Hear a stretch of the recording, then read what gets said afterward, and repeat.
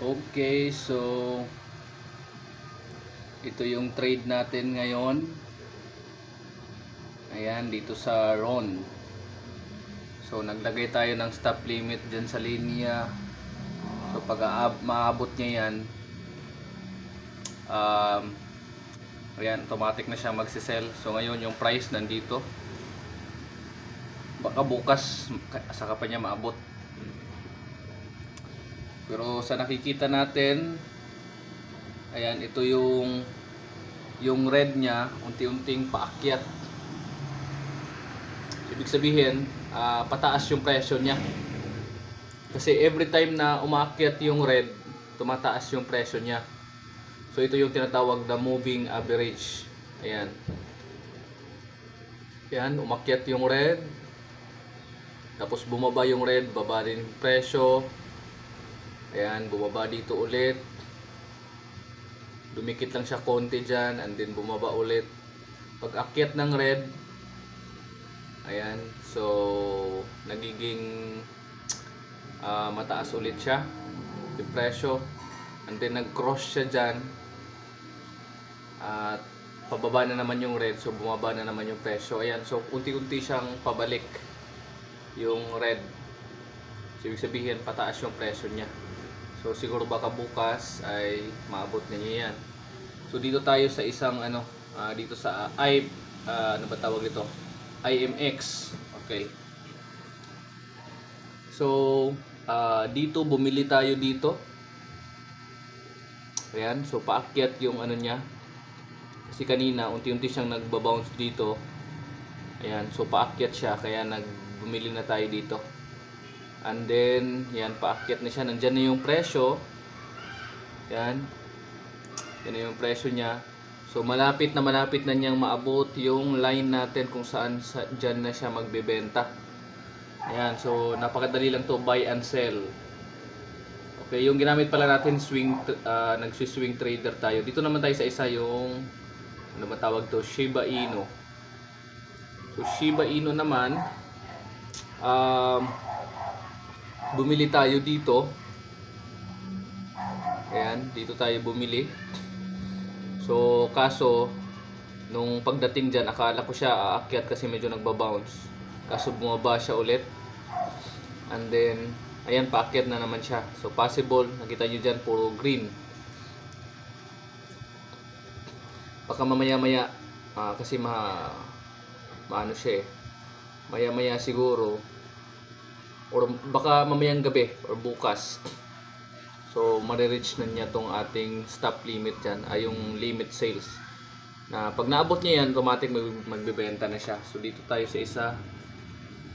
Ito medyo malayo pa sa ano niya. Ayan, dito tayo sa original view pala. Ilagay natin. So dalawa pala dito, original view at saka mayroon tayong trading view. So original view muna tayo. Ayan. So ito yung mga ano niya, yung mga bumibili rin na charge. But anyway, so dito mukhang nagkamali tayo dito kasi mukhang pababa pa siya. So I think mas bababa pa to. Dito tayo nagkamali kasi nung paglagay ko dito, akala ko aakyat na siya. So pero anyway, dahil swing trader tayo,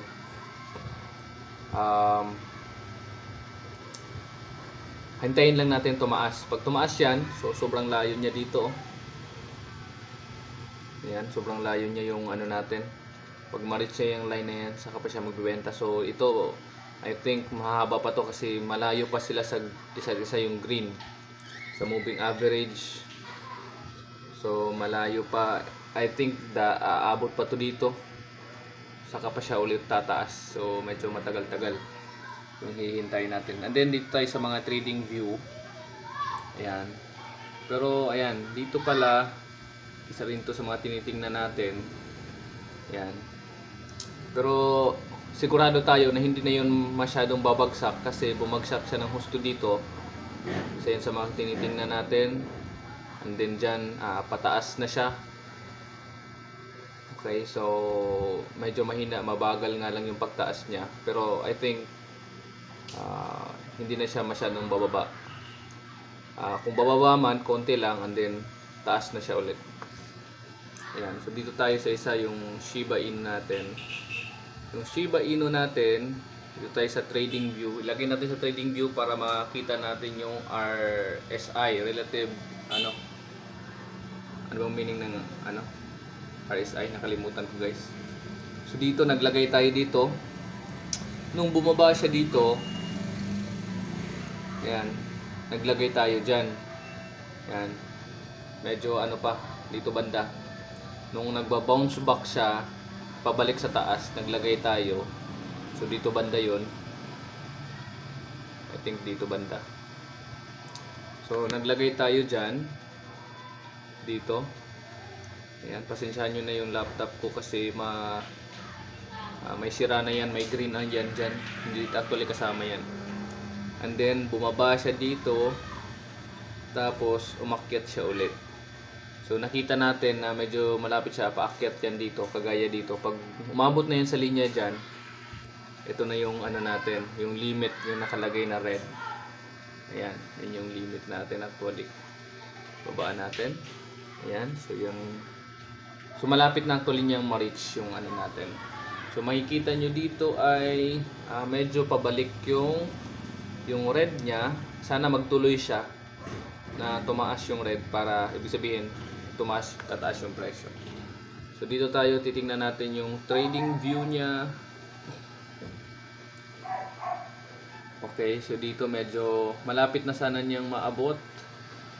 Ayan, yung natin. Okay, malapit na sana niyang maabot Kaso bumalik siya. Sana lang hindi siya tuluyang magbaba dito. At babalikan niya tong line para ma-reach natin. Sayang, konting-konti na lang talaga ma-reach na niya yung magsi-sales na siya. So, pero okay lang, hintayin lang natin. Dito tayo sa Rune. Ayan, Rune. So, dito medyo malayo pa yung natin dito, babawiin natin dito. Dito tayo sa trading view. Ayan, change natin to trading view. Ayan. Hindi ko pa pala na-delete. So ito. Okay. So dito pala tayo bumili. Kasi ang akala natin, dumikit kasi siya dito. Ayan. Ayan natin.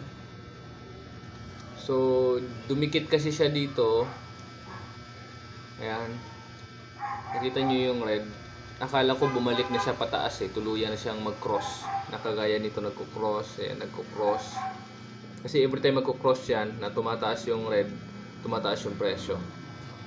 So, dito, naglagay tayo dito. Kaso, bumaba siya ng bumaba. Yan, sobrang baba na talaga niya. So, no choice tayo kundi hintayin niyang tumaas. Kasi, kung magpa-panic selling tayo, ay hindi po natin yan mabebenta. So bumili ka ng dito mura, nagmura pa ang yung presyo, hindi natin yan malulugi tayo diyan. So kailangan nating hintayin na tumaas. Anyway, pataas naman siya kasi magko-cross. Sana nga tumuloy yung red. Nandikit na siya sa blue natin. Ayan, so yan yung mga relative natin. Yung moving average pa lang tawag dito.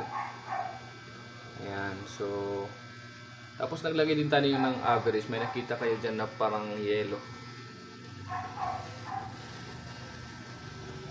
Ayan. So anyway, dito sobrang taas siya dito. So ito yung best na saan tayo bibili. Ayan, dito pala ako nakabili, guys.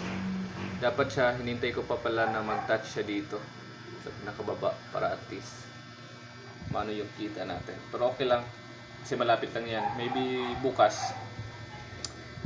Kasi tayo, swing trading tayo, hintayin lang natin na yan, tataas yan. So yan po yung first time natin mag-share dito sa buy and sell ng trading. Ayan, so marami pong uri ng trading. So isa po ito sa mga pinagkikitaan natin ng income. Para lang siyang nagtitinda ka ng ng mga isda, ng mga kung anong tinitinda. Bumili ka ng mura at saka ibebenta mo siya ng mahal. So may tubo ka doon. Kaya lang ito sa atin ay online. Online yung ano natin. So, ayan. At